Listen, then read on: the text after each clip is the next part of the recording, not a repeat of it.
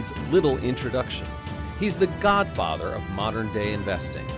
For nearly 50 years, Buffett has run Berkshire Hathaway, which owns over 60 companies like Geico and Dairy Queen, plus minority stakes in Apple, Coca-Cola, and many others.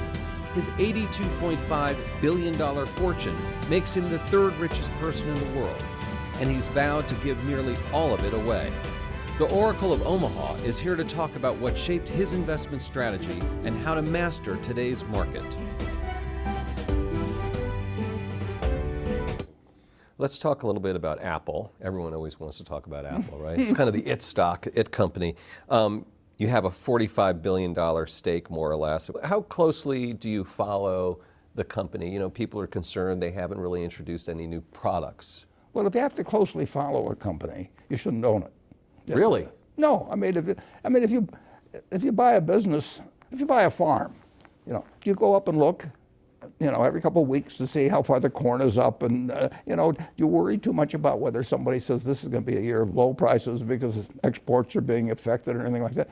You know, you buy a farm and you hold it for. I've got one farm that I bought in the 1980s, and my son runs it, but I've been there once, you know. I mean, it doesn't grow faster if I go and stare at it. You know, I can't cheer for it, you know.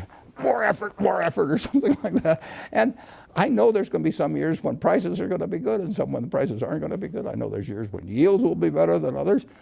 But I bought the farm, and if it just doesn't. I don't care about economic predictions on it or anything of the sort. I do care that over the years it's well tended to, and in terms of rotating crops, and I hope yields get better, which they generally have.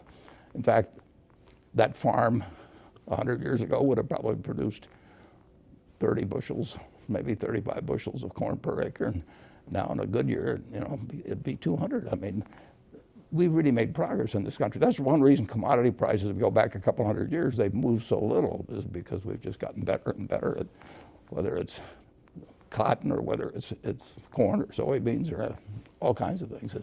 And you and I have benefited from that. And so Apple is kind of like a farm.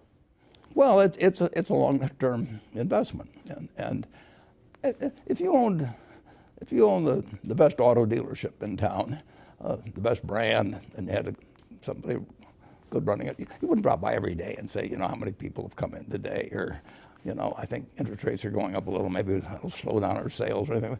No, you buy it knowing there's 365 days a year, and you're going to own it for 20 years, so that's 7,300 days, and you know things are going to be different from day to day and year to year. You shouldn't buy it if the day-to-day stuff is important.